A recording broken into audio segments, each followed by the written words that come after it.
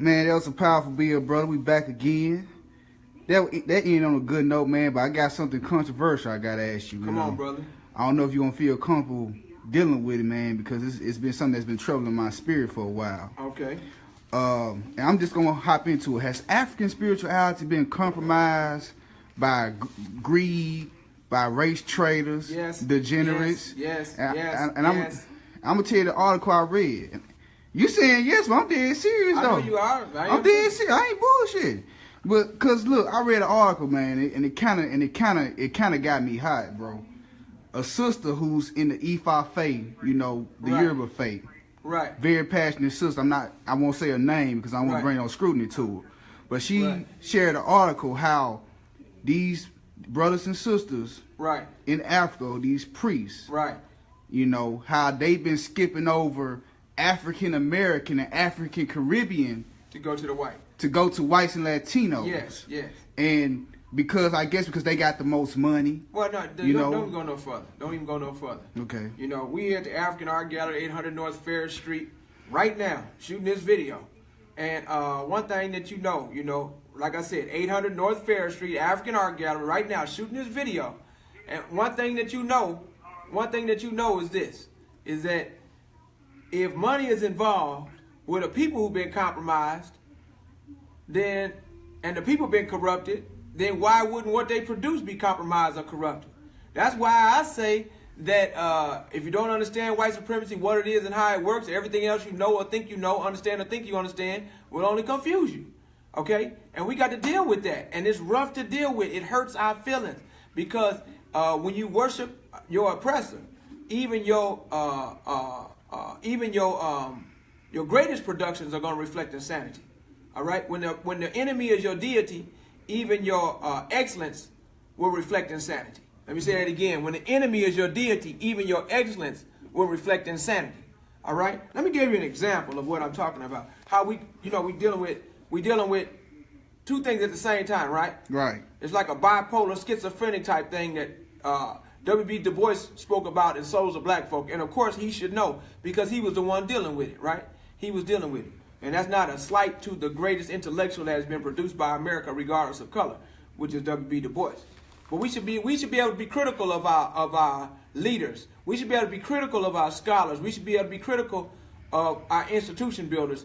Less our institution builders, more our scholars, and more our leaders. We should be careful about being critical of our institution builders to a greater degree than we should our scholars and our leaders. Because if we're not critical of them, then we don't grow and improve. Okay, we have to challenge. By challenging them, we challenge ourselves to be better than whatever it was that they had done up to that point. And so it's because of their sacrifice that we have dry ground to walk on to this day. Right here at the top, when you're dealing with Haiti, all right, Toussaint L'Ouverture. Toussaint L'Ouverture was compromised. He was a part of the, to some degree, the black egalitarian structure, where he had some advantages over the other black people who were working in the fields. All right, he had opportunity to be a surveyor as a result of the work he was doing with his master, even after he was free. You know, he had exposure to greater knowledge and science. And so when the revolution came, he was trained by the French army, and he fought with them. Then they wanted their own freedom, and French didn't want to give them their freedom. So then that's when they mounted up. And that's when you read a book called The Black Jacobins, where you get more information on Toussaint L'Ouverture and the great work that he did. But they started off with the Voodoo. They started off with Duty Boukman, and it was a sister whose name I can't remember, who came in and invoked the spirit that got the people riled up in order to work for freedom by taking down and dismantling the worship of their oppressor.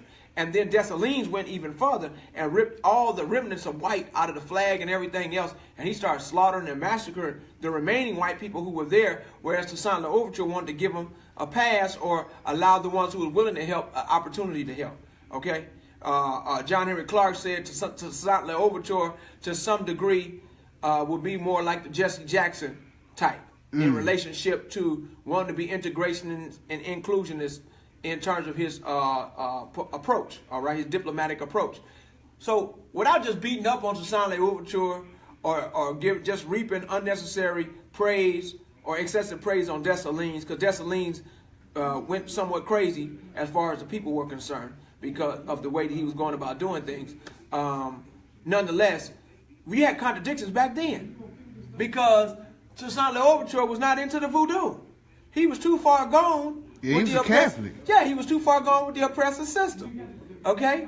He couldn't fully embrace that. So as soon as they got it started, they were already unraveling. You hear what I'm saying? Mm-hmm. Okay, here we got a group, and I want to thank the Jackson Advocate for this exceptional paper. Kenny Stokes in here signing the order saying he's going to run for office again. All right, and we support Kenny Stokes. AKA. Okay, this is the Founders Week.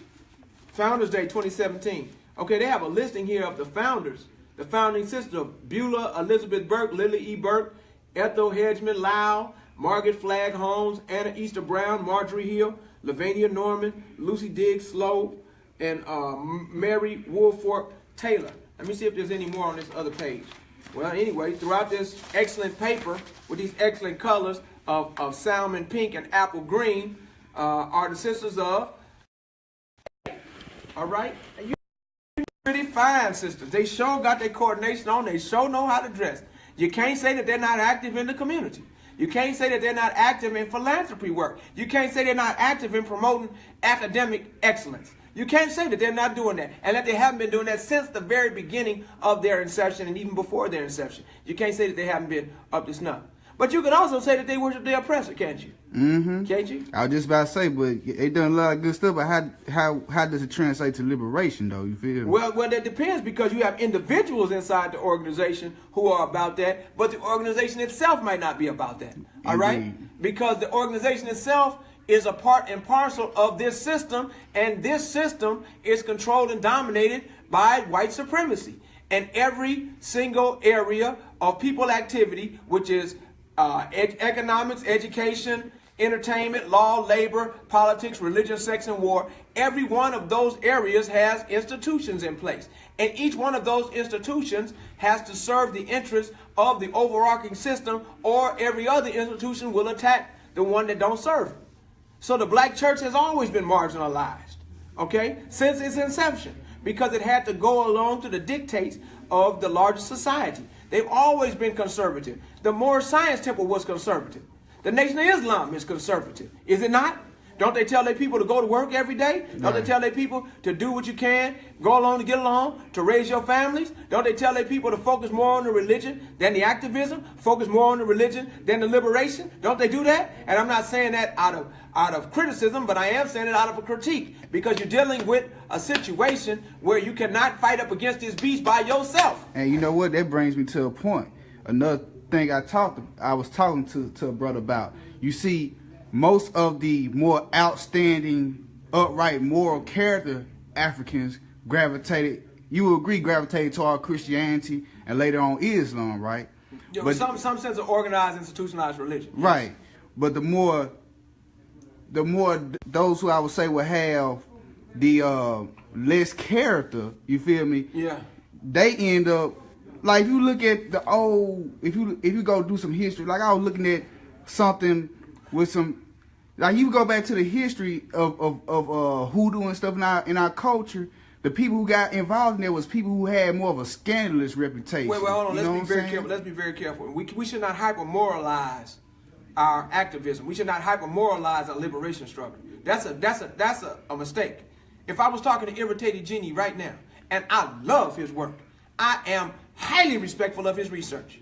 I disagree with him. I have points of variance with him. That don't mean I want to throw my brother away or throw him up under the bus or disregard him or not work with him, okay? Right. But we cannot hyper-moralize our warriors. We cannot hyper-moralize this struggle, because to do that is to marginalize a group of people who are more than willing to be a part of the liberation and salvation of the mind, body, and soul of the Afrikan man, woman, and child. We do not have the sensibility. It's not sensible for us to just be throwing valuable soldiers away just because they smoke a cigarette, or because they like to have more than one woman, or because they like to have more than one man, because they might have children by more than one person, because they like to have a drink. That's not the best reason or rationale to just throw people away, even though I'm not trying to say that that's the type of behavior that we should necessarily be promoting. I'm just highlighting that when we see those type of things, that does not mean it's an automatic dismissal. But my thing is, brother, because this is bigger than that. But that was my thing. I'm not really going at their character, but the ones who got involved in it, they was using this stuff against other Africans. Oh, I want her man, so I'm gonna put this little root on her. Wait, hold on. But they weren't using it against the white folks. James Smalls speaks about this. Okay. Okay. James Smalls go into great depth about this. Go and check out Professor James Smalls. He has been in Christianity, Islam in multiple forms, and he's also into Yoruba and different forms of what we today call it voodoo. But he presents it in a practical manner. The main thing you need to know with voodoo is, what is your own history? What is your family history? What is the history of your neighborhood and your community? What is the history of your city? What is the history of the organization that you're a part of? The institution that helped bring you up? What is that history? You need to get in touch with your history. You've got to overcome, you know, these medals that I got on here with this National Association for Mental Illness, okay? You've got to overcome this mental side. You've got to be about the celebration of yourself, of your black excellence, your black divinity, and your divine personal responsibility. Martin Luther King is not a perfect man. Martin Luther King is nonetheless a person who sacrificed on behalf of black people. He had a whole bunch of issues in terms of certain contradictions based on what his position was as a minister. But nonetheless, I mean, he ate the wrong food. He was on the road 250 days out the year, all right? And sometimes he ended up with another woman in the room other than his wife, okay? Yes. All right? He liked to smoke cigarettes, have a drink and carouse every now and then, but so were the other people around him, all right? So will you throw him away? Will you throw his sacrifice away? Will you throw his motivational impetus away? Will you throw his mobilization away that took church people out the church and put them in the street to test that faith that they speak about and be the Jesus that they speak about and sacrifice their lives on behalf of black people? Can you say he was confused? Yes, you can say he was confused. When you say he was incomplete? Yes, he was incomplete. But if you listen to King from 65 to 68, it's different from the King that preceded it. So we got to deal with these contradictions and accept our brothers and sisters how we are as opposed to how we want them to be. We have to meet each other where we are as opposed to where we want each other to be. If we're not doing that, then we're not really about Ma'at. Right. Okay, and I'm not saying Ma'at in terms of just accept everything and everybody. No, we definitely not for that. You see, that's the disconnect. The leading proponents of that, they using it to be on some kumbaya. Hold on. You can use fire to burn something down or warm up a house. Okay. Word. You can use something sharp. You can use something sharp. You know, a scalpel knife is sharper than a samurai sword. All right. One of them is used to promote the healing, and another one is used to promote the killing. Okay. Yes, and I'm just saying, so it's not the tool; it's what you do with the tool. All right. A little child got a hold to a gun. A little 4-year-old child got a hold of the gun and shot their baby sibling. All right. It was a 4-year child. The parents want to know, how did the child get in the gun safe? The gun was in the safe. The child went and saw the parent go in and out the safe, remember what was going on, went there and tinkered with the safe, got in the safe, pulled the gun out and was playing with it and shot the relative.